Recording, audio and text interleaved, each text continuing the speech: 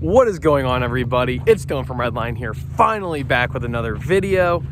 Man, it has been a few eventful months, been very, very busy, and the weather has been awful, so making car content has been kind of hard to do.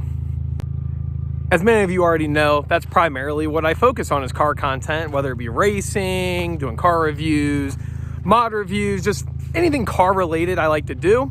I'm pretty diverse enthusiast, if you guys don't already know. I got a Turbo Fox body, Turbo K-Series Miata, the Audi parts farm behind me. Just a very diverse enthusiast overall, and well, that's what I like to do is car stuff and make videos on it. Now, obviously, through the past few months, I went through a little bit of a hiatus. I've posted stuff off and on, but not really as consistent as I like to be. And I was sitting there brainstorming. I'm like, man, what would be some cool content to make that maybe I could incorporate my work into, or something that I can do during the winter that's not as dependent on me getting the cool stuff out during all the salt and snow and all that. So shout out to fellow YouTuber Flying Wheels. He also owns a dealership, and he did a series called $400 to a Ferrari, where he started out with $400, got a car, and by means of buying, selling, trading, etc., worked his way all the way up to a Ferrari. And I was a big fan of the channel. I watched basically every video, and he actually finally successfully did it. Now, for those of you who don't know, that is what I do for a living. I buy, sell, trade cars. I have a used car dealer here in Ohio, and it's also my hobby, so I thoroughly enjoy it. Now, I don't really do a lot of business stuff here on the channel. I kind of keep that stuff all separate. I like to keep the channel fun, fast cars, you know, stuff like that, enthusiast cars. But I was like, screw it. We're gonna try it and see what happens. So that is definitely my inspiration. Shout out to Flying Wheels again. And well, I guess let's get this underway. Now, Craig over there, he initially started with $400. I'm starting with $500. I don't think it's that big of a difference, but I found a car for 500 bucks and said, let's just use that. And that's kind of what led me into doing this. So lo and behold, the $500 starter car, we have a 2001, I believe, Volkswagen Jetta, Mark IV Jetta with a 2.0, and it is equipped with a 5-speed manual, which will make this a lot easier to sell, in my opinion. It is also currently income tax time, so if you're a dealer or you buy, sell cars, do anything, sell anything for that matter, you know this is the busiest time. So this is a prime time to sell this thing and get this challenge underway. Now I'll go a little more in depth into the first car, how I got it, whatnot here in a second. But before we do all that, there are a few different ways we can approach this challenge. Obviously, I'm going to do a little bit of everything. I'm going to buy, sell, trade. I'm going to get expensive stuff, cheap stuff, work my way up however I see fit. Some people think that, oh, you'll just flip one car at a time and slowly work your way up the ladder. I might approach it slightly different. So these are the hardest times of the challenge, obviously. When you're dealing with cars that are, say, $500, $1,000, $2,000, those are the hardest ones to kind of get a hold of, find a good car, sell it, etc., etc. But once you work out of that hole and you kind of get to the $5,000 to $10,000 mark, you can get some really nice cars. You can get multiple nice cars. And I feel like it's kind of exponential. You can just kind of shoot up the ladder. I'm not saying this is going to be an easy challenge by any means, but once we get out of this initial slump of like the cheaper stuff, I think it'll definitely get easier, and we can get some really cool stuff here for this challenge. All right, so let's break this down. I'll pop a squat here in the Cream Puff Jetta and kind of give you guys a rundown on how I'm going to approach this and go about it. So $500 to start got me this Jetta, 2001 Jetta, Mark IV 5-speed manual. I'm going to go more in depth in it here in a second, like I said. From there, I'm going to hope to maybe get, I don't know, somewhere in the realm of $1,500 to $2,500 for the car. From there, get man, it's really hard to find cars that even run and drive sub $2,000 at this point. So get a car around that range, make a couple bucks on it, slowly work my way up. Once I get to about $10,000 maybe, somewhere in that realm, maybe I'll get multiple cars unless I find like a Fox body or an enthusiast car that I know sells well. Get that, and then I'm gonna start getting cool stuff. I might mix in like normal economy cars with cool things. Not 100% set on that. We'll play that by ear and see what cars come up for sale. I might also do a little bit of trading like I hinted at before. I'm never opposed to trades or trades plus cash. A lot of people get weird about trading cars. I actually enjoy it. I think it's really fun to wheel and deal. So I might include some trades in the abundance of stuff. Personally, I don't like going to auctions because you really never know what you're getting. You don't get the full scope of the car. You don't know who owned it, etc., etc. I prefer private party cars. I'll still go to some auctions, see what I can find, but I basically stalk Marketplace 24/7. So if I find some good deals on Marketplace, that's where I'm going to try and source majority of my vehicles so I can test drive them. Maybe if you want to haggle a little bit, if there's issues that you didn't know about when you got there, you can do all that. But without any further ado, let's go over this Jetta and get a start to this challenge. As I previously mentioned, it's got the 2.0 liter NA motor, fairly reliable in my opinion. I've had multiple Mark IVs and they all sell usually pretty good. That's made to a 5-speed manual. As you can see, the car is extreme. I don't even know if it'll pick up on camera, but the car is filthy. Part of the reason I got it so darn cheap, probably. I did make a 3-hour road trip in it and it did flawlessly. Heated seats work, heat works, radio works. It actually has Bluetooth. The 5-speed shifted good, clutch felt good. Everything was like, honestly, pretty stout mechanically. The thing's just very dirty on the inside and obviously cosmetic issues on the outside. However, compared to a lot of Mark IVs that I've had in the past and other Volkswagens, it's fairly clean. Admittedly so, I like to think that I got a pretty good deal on this thing. Like I said before, you really can't even get a running and driving car for $1,000, let alone one that can make a 3-hour trip and has functional heat and whatnot. Tires are good, brakes are good. Really got a killer deal on it, and I can't complain. Now, the car is absolutely filthy. I got it off a construction worker, believe it or not. It was his road trip car, you know, A to B. When they're on those big jobs, they travel 1 to 2 hours a day each way. So, car definitely needs cleaned up. That's without a doubt. Mechanically speaking, it has an ABS slide on, which at that price point, it's really not worth messing with. And I'm kind of capped out on my $500 already, so I don't have extra money to put into the car. But really overall, for the price that you're going to pay for the thing, it's pretty stout, honestly. Overall, like I said before, tires are almost exceptional. This thing cruises 80 miles an hour. I had cruise control on the whole way home. Smooth as silk. Honestly, probably as smooth as my B8. I don't know why I'm so zoomed in. All the electronics work, windows all work. It's got crappy tint on it, but it looks like someone tried to tint it themselves.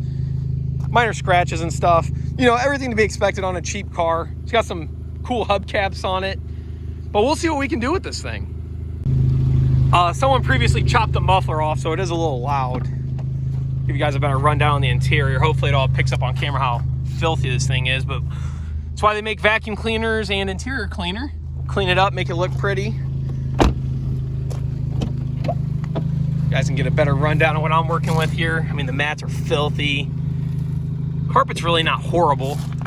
It's all cleanable still, which is nice. The normal Volkswagen interior peel, aftermarket radio, like I said, and the elitist transmission. I don't know if I mentioned it already or not, but the car is sitting at 183,000 miles as well. Honestly, not horrible for something in this price range. As you guys previously seen, I had the car on the jump box because when I started it up, I think I accidentally did it. I left the headlights on, so a little self-inflicted wound, but had the jump box, thankfully, started right up on the box, and it's all charging and everything's swell. People are probably gonna wonder what I'm targeting next. As I stated, I'm gonna try and roughly get something in the general realm of $1,500 to $2,500 based on how nice the car comes out and what I find comps for on the marketplace and all that. From there, maybe I'll try and find like a Honda of some sort, cheaper Honda, because those always sell like hotcakes despite miles or anything. Maybe a TDI, maybe a cheaper Cruise, just whatever I can get my hands on, and we'll go from there. Camry, anything along those lines. Cheap, reliable stuff around this time always sells like hotcakes, but it's also extremely expensive during this time because of income tax. I'm just excited for when I can work into the enthusiast cars and start selling stuff like this, just because the people who buy cars like this always come, they're prepared, they know what they're getting into, and they're car enthusiasts like myself. So they really don't ask no crazy questions or anything. They know what they're getting and they know what to look for and all that. So it usually makes for a pretty easy transaction and a fun one at that. So without any further ado, let me get on to cleaning this thing, and I will keep you guys posted with how it comes out. And maybe if I go ahead and get some listing pictures, I'll show you how those come out.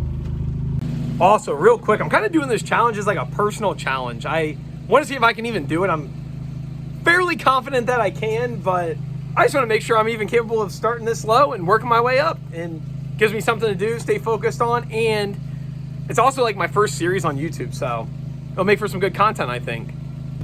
Hopefully we don't get screwed over too much on some cars, especially if we go to the auction, because it's very hit or miss there, that's for sure. Man, these floor mats are disgusting. That is all dirt from the floor mat. Another pile here. And then, I mean, that's just me shaking it.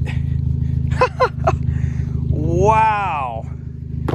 That was just a slight, that's not even no effort or anything. Holy cow. Now, I'm sure as many of you can tell, you can clean this thing all you want, but it's still not gonna come out like a brand new car. But we will see what we can do to it and make it as nice as we can for the price. Now, it's about a solid 30 degrees outside, and I'm out here with no jacket on, sweating. This car was definitely a little dirtier than I anticipated, but little by little, it's coming along.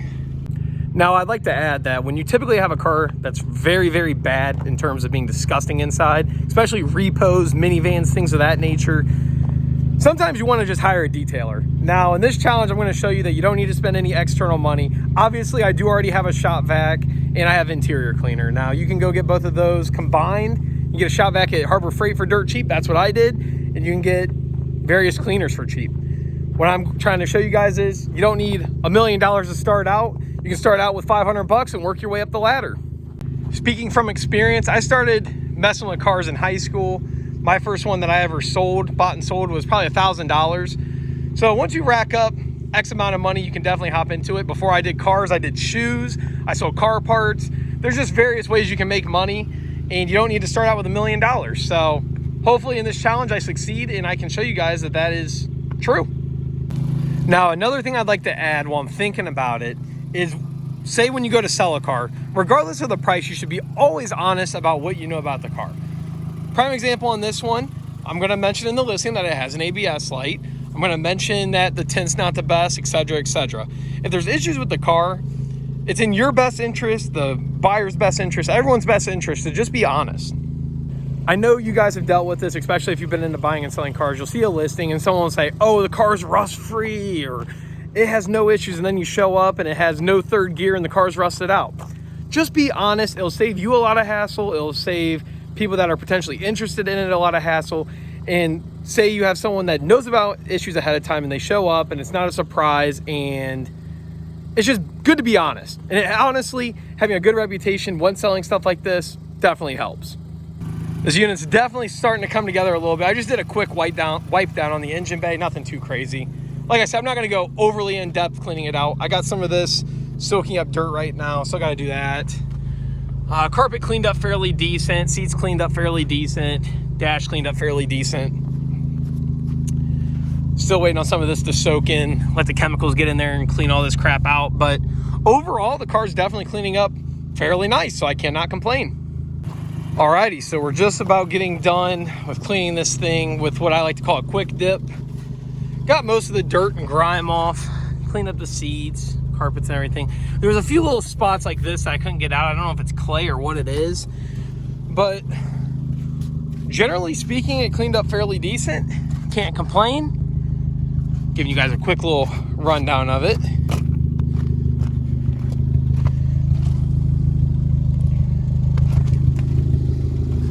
Obviously, there were some few little marks that really weren't coming out, which I'm sure a professional detailer could get out, but as I said before, we're just doing a quick dip on this thing. Engine bay cleaned up pretty decent. I mean, I didn't do no tire shine or make it polish or do anything crazy. Just, you know, quick little wipe down, get some dust and grime off and make it at least look presentable.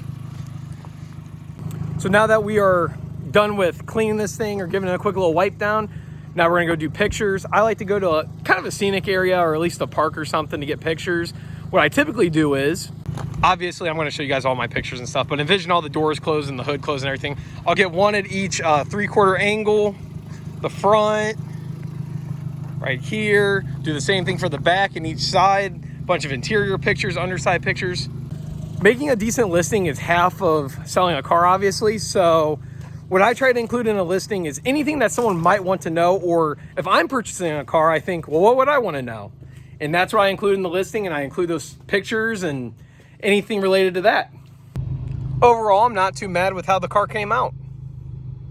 I'll be honest with you guys, these little Mark IV Jettas are honestly awesome cars, especially if you want like a winter beater or a cheap daily to get you around. They're really hard to beat, and some people give them bad reputations, but that's also the same folks who don't maintain cars and whatnot. Every Mark IV I've ever had, or honestly Volkswagen in general, I've had very good luck with them. I've had a bunch of TDIs, exceptionally high mile ones at that, and they've all been pretty stout cars. So. Plus, let's be honest, you can't beat a 5-speed manual. All right, guys, I went ahead and grabbed most of my pictures for this thing. I'm going to show you what I mean when I say I'm grabbing all my pictures. So typically for a thumbnail, I like to do a 3/4 view where you can see the side, the front, etc. I do the front, side, back 3/4, back, other side. Go through all those. Do the interior there. Get a shot of the seats, back seats, full front, and then the passenger side view, engine bay. And then I always do a walk around video of the car running to put on the listing as well. A lot of buyers like to see that, so that's what I do when I get my shots. Now it's time to head back to my shop, get this thing posted. I typically throw it on Marketplace. I used to do like OfferUp and a bunch of other platforms, but as of recent, I'm not too fond of those. Marketplace, for me at least, gets plenty of traction. I do also have a website that I occasionally post on, at least the nicer things. So yeah, it's not bad to have multiple sources to post the cars on. Obviously, I keep them out of my shop. They're posted for sale for just people driving by as well. I have never strayed away from actually posting vehicles, like even on the side of the road and stuff. Whatever you can do to get a car sold, you do it. And yeah, with that being said, I hope you guys enjoy this. Hopefully this becomes a pretty cool series and we own some pretty cool stuff. I'm very excited, honestly, not even just for YouTube, but just to do it. It just seems like something fun to do. So I guess wish me luck. If you guys want to partake in the challenge as well, have at it. Hopefully everyone can turn 500 bucks into a Ferrari or an exotic or whatever you want to turn 500 bucks into. And it becomes honestly a trend. It'd be pretty cool. So wish me luck, guys. On that note, I'm out. If you want to follow me on other social medias, I'm Redline Dill on literally everything. That's Instagram, TikTok, etc. If you're anything car, automotive related, feel free to subscribe, stick around. I have a ton of car content on the channel, a bunch of what I like to say cool cars. So if any of that sounds like it might be something that floats your boat, feel free to stick around. I appreciate you if you stuck around this far, and I hope to see you in the next video. And hopefully this thing's sold.